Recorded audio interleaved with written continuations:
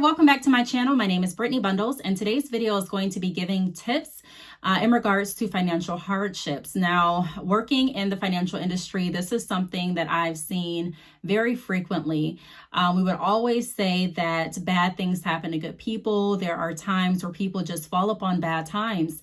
And I think it's really important to know how to navigate within bad times, just in case, you never know what's going to happen. That is one reason that I look at people for people. I never judge anyone based on what they have, what they don't have, how stable they are. I truly look at people for people because I understand that money comes and goes. And I understand the importance of building a strong financial security blanket for your family and your loved ones. But I do also understand that even if you do put measures in place to build financial stability and security, things can always happen that can shift those or shift your finances and shift your stability. So I do want to just remind everyone of that. That's a huge reason that I always make sure that I'm staying humble no matter what point I am in my life, because I understand that nothing is guaranteed. Even, like I said, people that have put measures into place to ensure that they will be covered even if something bad happens, still may not foresee everything that's going to happen in their life. It may not foresee any financial hardships coming in the future. However, even though you may not foresee that happening, it still happens sometimes. And so, like I said, I think it's really important to learn how to navigate when you are faced with financial hardships, because this is something that either, you may face, this is something that I have faced, and this is something that if you never face it, then thank God, but it's something that you may have relation or close interaction to based on people that are in your life. There may be a family member or friend that's faced with hardships that could use your advice. So I'm going to be going over that today. I'm going to be referring to my notes. So if you see me looking down, that's because I'm looking at my phone right here.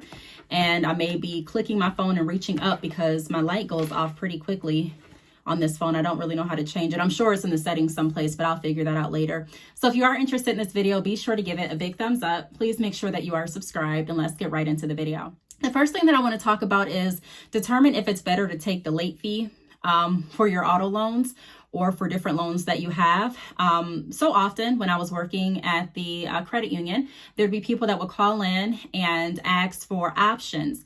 And they asked for options in regards to what we offered for their certain situation, because they weren't able to make their auto loan payment or they weren't able to pay on their loan payment. There'd be some people that didn't call at all and just decided to take whatever the consequence was, whether it be repossession or whether it be late fees or whatever the case, and just roll with it.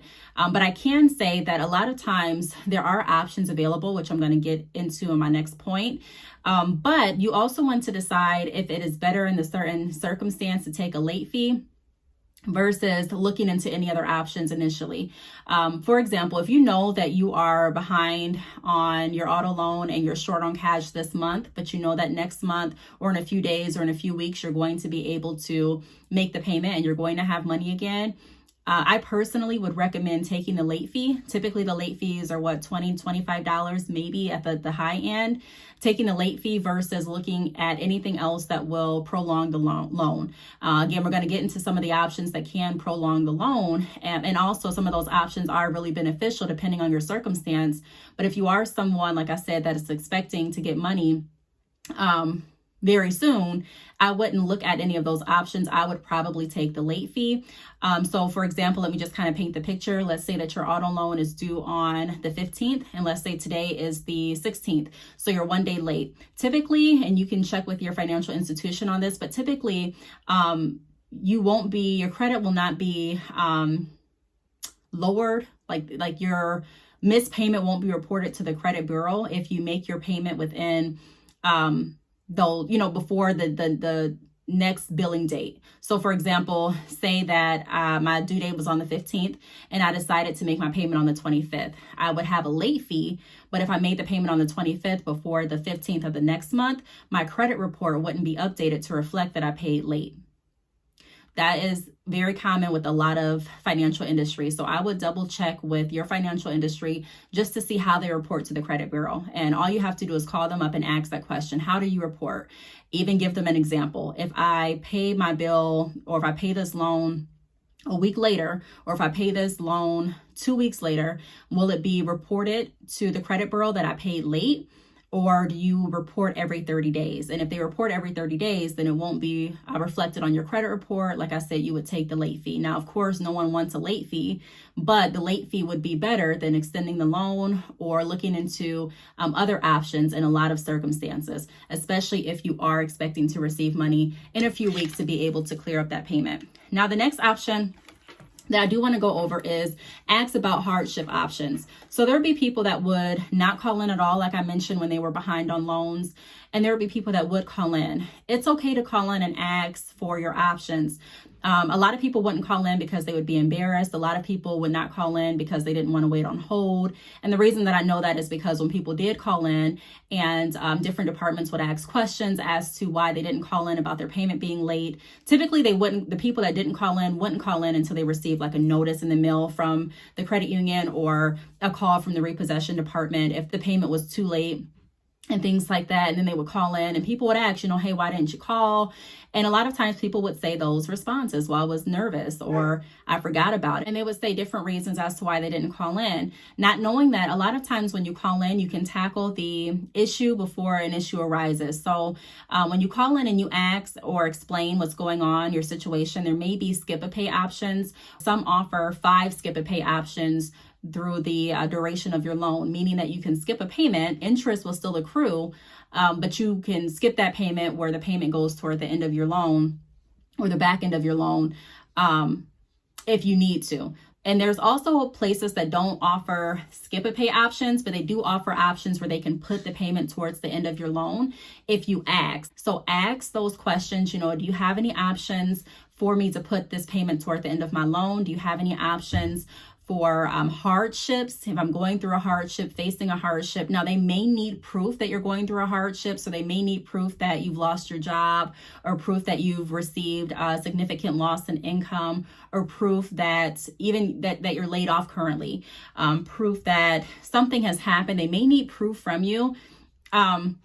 But it just depends. Some of them don't need proof. Some of them just need a written statement possibly, and they use that as their proof, or a recorded statement from you. So ask about your options. Like I said, they do have options. A lot of places have options where they can move the payment towards the end of your loan. A lot of places have options where they have, like I said, hardship programs that you may qualify for. A lot of places have skip a pay options. And then places also have loan modifications where you can modify your loan to a payment that you can afford based on your certain circumstances. And that loan modification may be in the hardship, it may fall under the hardship options. So ask about the options that they do have. And then also notifying the institution that you are going to be late will sometimes prompt what they can do before you run into a position where you're facing a repossession. I do want to say this, a voluntary repossession still shows up as a repossession on your credit report. So we would have people that would call in and say, hey, I cannot afford this car anymore. And that would be responsible to call in and say that. However, if you were to voluntarily release your car back to the financial institution, it still serves as a repossession on your credit report. Now, again, it is titled a lot of times as a voluntary repossession instead of an involuntary repossession, but it still shows as a repossession. So you still may incur challenges when you are ready to apply for another loan if that is on your credit report. So before it even gets to that point, I would, like I said, ask about loan modifications, skip a pay options, and hardship options as well. Now, the third tip that I have is loan modifications and refinance options. I forgot I put that down for the third tip, but we talked about loan modifications a little bit. I really didn't go too far into detail, but pretty much a loan modification is redoing your loan in a sense to reduce the payments most of the time to a payment that you can't afford. Refinancing your loan is typically when you take the loan that you have and you go through another lending institution for a better interest rate or a different payment amount, or if you're looking to roll additional debt into a new loan. Whatever the case may be, there's refinance options as well where you can have your loan rewritten for you to fit whatever you're looking for it to fit. So if you are noticing that you don't like the payments, or the payments are just an amount that you don't feel like you should pay, or an amount that you cannot pay at this time, and your credit is still pretty fair, I would definitely look at getting a or refinancing that specific loan into something that makes more sense for you, especially if you took out the loan when your credit was not too high and then you've been working on your credit and now your credit is at a point where it's not, maybe it's not the highest, but it's definitely higher than it was when you first took out the loan. There definitely could be options for you to refinance that loan.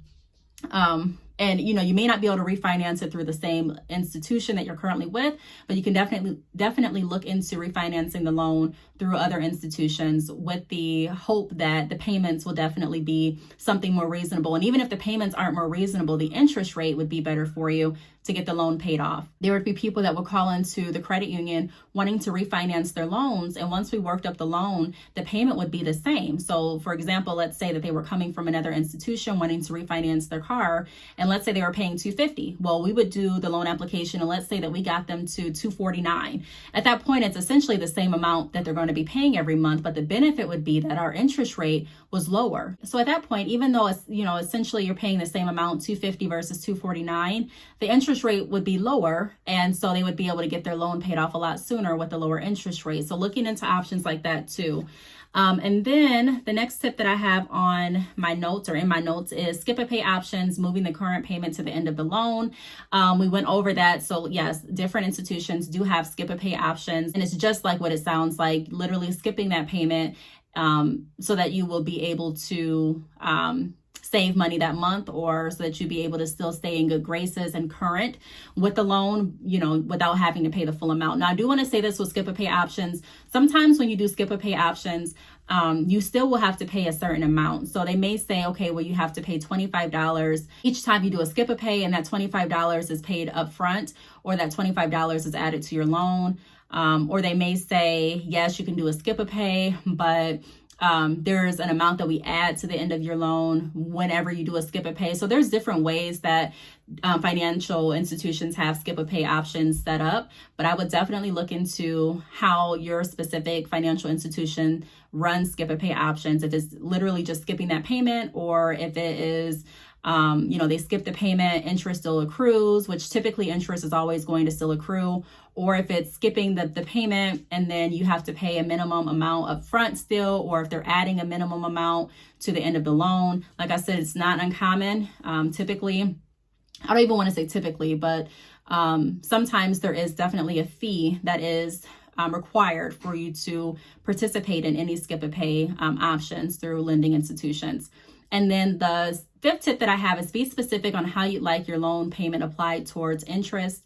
It's be specific on how you'd like your loan payment applied. For example, would you like your payment applied towards interest, principal, or the next month's payment? So there are some people that have wanted to make multiple payments in advance because they knew that they were coming on or going to be faced with a hardship, or something was going to happen with their finances. So they'll be like, okay, look, I'm going to call in and pay in advance so that I don't have to worry about this payment or this loan for a few months until my finances get back on track. Now, one thing that would happen very frequently, even in the credit union that I worked at, would be people would call in and they would say, hey, I'm wanting to make this payment. And let's say their payment was $200 and they paid $400. Well, if I apply both of the payments, if you don't tell me how to apply it, then I may apply $200 to this month's loan and then the other $200 towards your interest.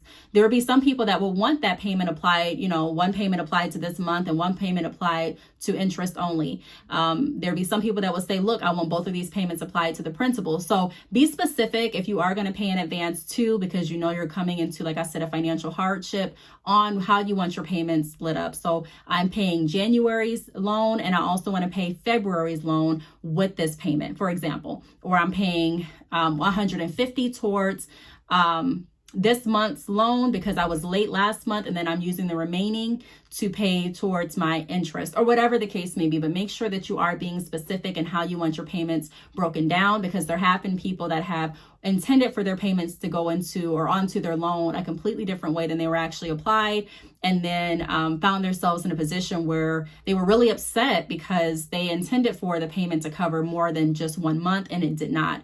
So those would be my tips and advice on if you are facing a hardship and you have like an auto loan, I used auto loans for an example, but any type of obligation, some things that you can do and look into. Now, I don't know if there's skip a pay options with credit cards and things like that, but I do know if you're looking at loans, typically some of those options are available, modifications, refinancing, and things like that. So I really hope that this video helped. Ultimately, I do want to just repeat myself. Bad things do happen to good people. Just because you're coming upon a hardship does not mean that you're any less of a person. It does not mean that people should judge you or look at you any type of way. It's really nothing that you should even be embarrassed by. Like I'm explaining to you, people face financial difficulties all the time. And working in the financial industry, that is something that I was really able to see firsthand, that it's not a representation of how good of a person you are or how responsible you are. It really, a lot of times, like I said, just things happen that people were not prepared for. In the next few videos, I do also want to do a video of how many people in America are living paycheck to paycheck, because I think it's really important to shine light on that too, and to figure out ways that we can come together to make sure that we are building financial security for our family. Now, even if we do build financial security, that is not a bulletproof way to make sure that everything in your life is going to be okay. But it is something that we can do to be proactive, to make sure that we're trying our best and setting ourselves up for the best possible outcome, even if something were to happen. And, kind of that analogy, shoot for the stars. And, if you fall short, at least you'll fall on the moon, or fall on the moon, something like that. That saying goes something along those lines. But I just wanted to say that. Also, I do want to shout out the Coldest water bottle. If you have not gotten your water bottle, please click the link down below. This water bottle definitely keeps all of my beverages cold. I typically drink water out of it. I've been drinking water out of it I think I've been drinking out of this again for the last week. Before this, I've been drinking like coffee and a lot of pop, which I definitely shouldn't be, but I don't want to say I shouldn't be. I'm just trying to drink more water. So this definitely keeps my water cold. Again, if you are interested in this water bottle, they do have engraving options where you can have your business name, your spouse's name, your name engraved on the bottle. They also have different color options and different size options. So make sure you check them out down below. Thanks so much for watching this video, and I'll see you all in the next video. Bye.